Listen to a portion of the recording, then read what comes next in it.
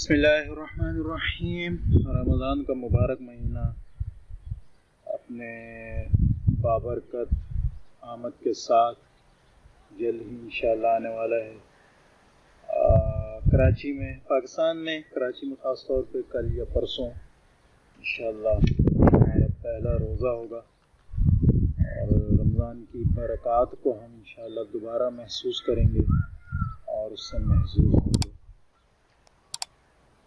رمضان کے دوران امتحانات کی تیاری ایک کہنا چاہیے کہ جو کچھ نہ کچھ 15-20 سال کے بعد آنے والا ایک نیا تجربہ ہوتا ہے، اور بچوں کے لیے کہنا چاہیے کہ تھوڑی سی مشکلات بھی اس میں ہوتی ہیں۔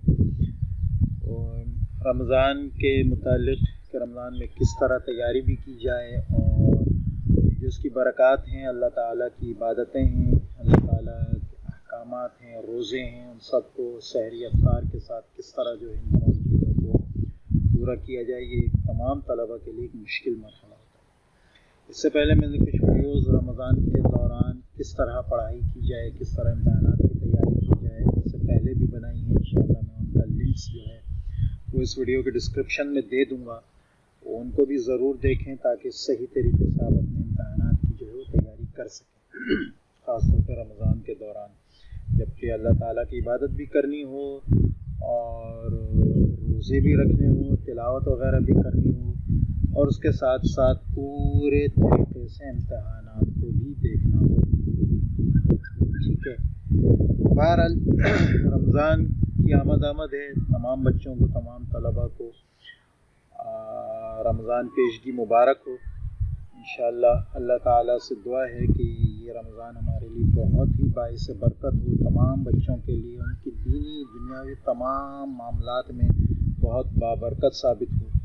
ٹھیک ہے، یہاں چونکہ اس سے پہلے میں رمضان کے متعلق اس میں کیسے تیاری کی جائے ویڈیوز بنا چکا ہوں، ٹھیک ہے، اور ان کا لنکس جیسے کہ میں نے کہا کہ میں ڈسکرپشن میں دے بھی دوں گا، لیکن یہاں تھوڑا سا مختصر سا ڈسکشن ہم کریں گے کہ امتحانات کی تیاری رمضان کے دوران کس طرح کی جائے، اور اس کے ساتھ ساتھ ایک دوسری چیز بھی میں آپ کو بتاؤں گا،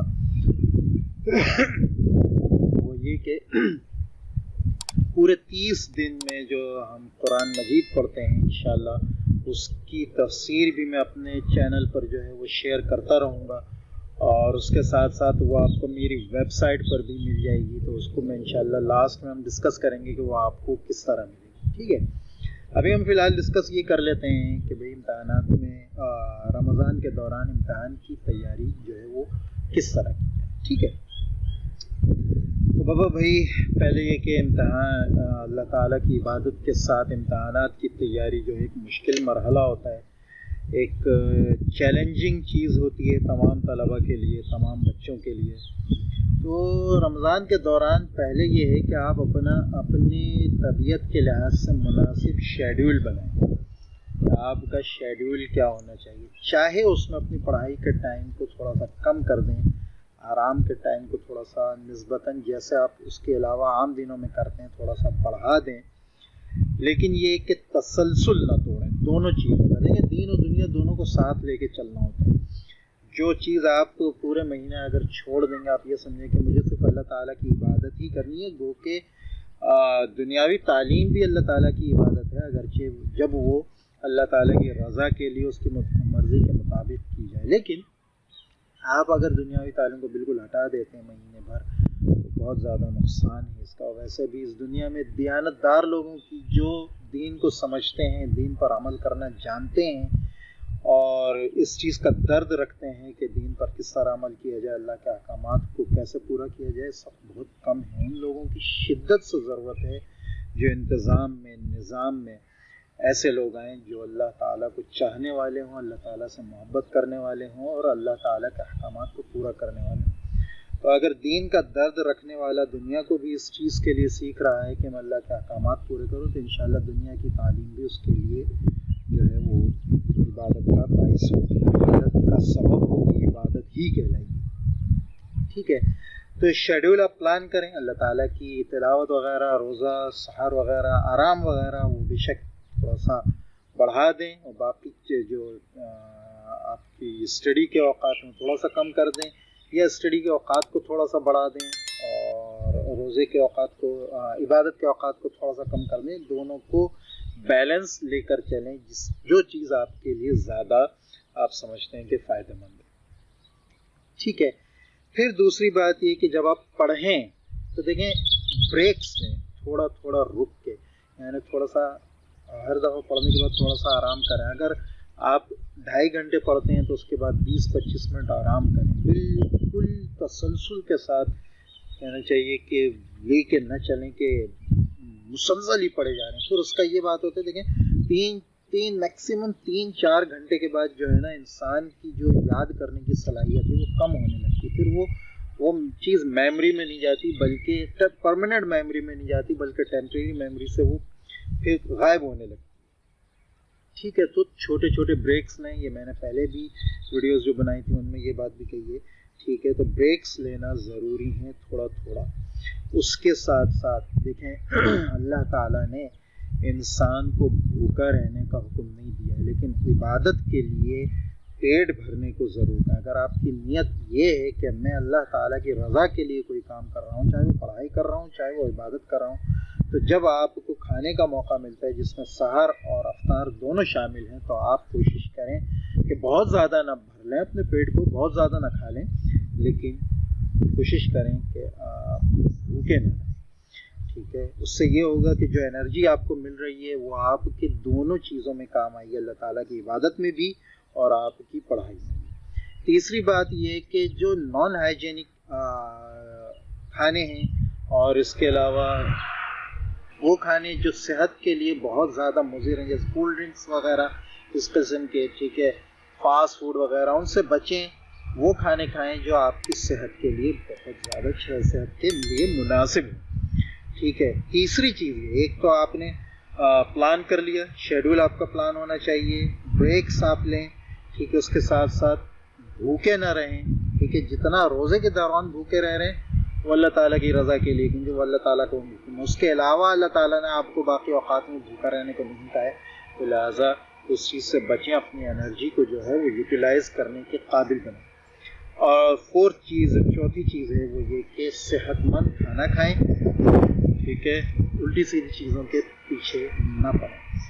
सबसे बढ़कर ये कि नींद पूरी, रमज़ान के दौरान भी कम अज़ कम आप कोशिश करें, चाहे दोपहर और रात दोनों की मिला के 6 से 7 घंटे आपकी नींद ज़रूर होनी चाहिए। अगर आपकी नींद पूरी नहीं है तो जो कुछ भी आप याद कर रहे हैं, जिस चीज़ की भी तैयारी कर रहे हैं, वो आपके जहन में हमेशा के लिए सबक कर रही है। ठीक है। तो लिहाजा इस चीज़ का भी ख्याल रखना ज़रूरी है। और उसके साथ साथ फोकस्ड रहें, यानी जो चीज़ जो आपका मकसद है उसको हासिल करने की पूरी कोशिश करें। जब अल्लाह ताला की इबादत आपका मकसद है तो तवज्जो उसी तरफ, और जब तैयारी आपका मकसद है तो तवज्जो उसी तरफ। मुंतशिर जो तवज्जो होती हैं वो कभी कामयाब नहीं होती। आप इस चीज़ पर यकीन रखें कि आप सब कुछ कर सकते हैं, तो इंशाअल्लाह कामयाबी आपका कदम हमेशा चूमेगी। ठीक है। थोड़ा सा ये बात कर लें कि रमज़ान में बेस्ट टाइम्स कौन से हैं जिनमें हम पढ़ सकते हैं। तो रमज़ान में के दौरान जो है आपके पास 3 टाइम ऐसे हैं जो बहुत ज़्यादा आपके लिए फ़ायदेमंद है। 1.5 से 2 घंटा आपका सहर से पहले, यानी सहरी से पहले। ठीक है।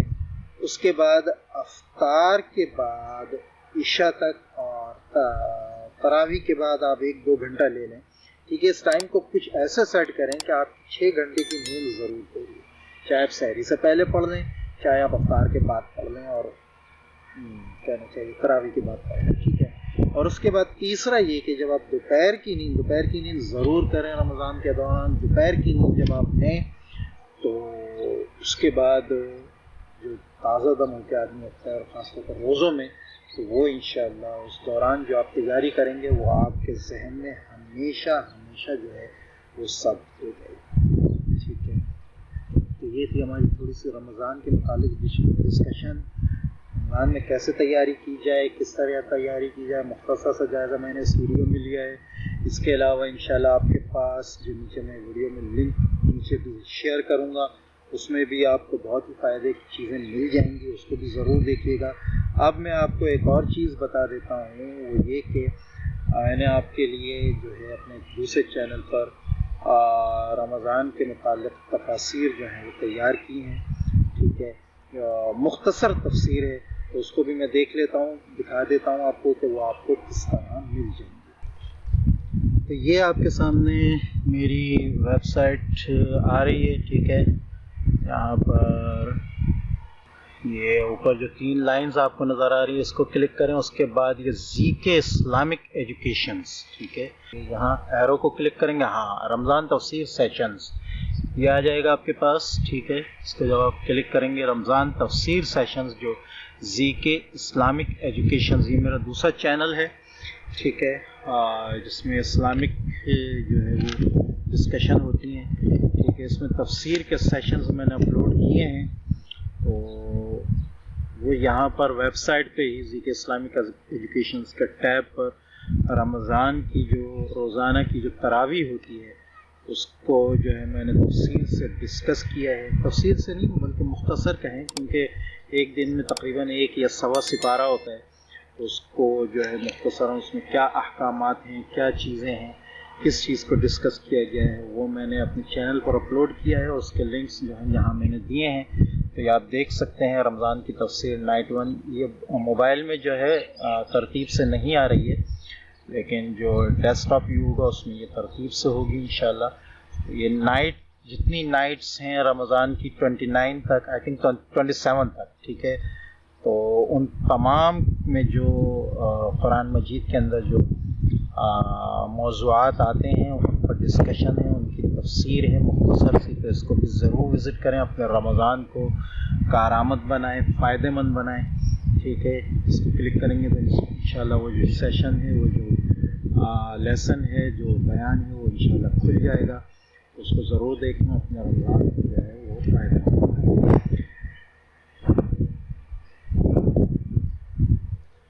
امید ہے کہ یہ ویڈیو آپ کو پسند آئی ہوگی، ویڈیو اچھی لگے تو اس کو لائک کریں، دوسروں سے شیئر کریں، دونوں چینلز کو سبسکرائب کرنا بالکل نہ بھولیں، اور انشاءاللہ السلام علیکم۔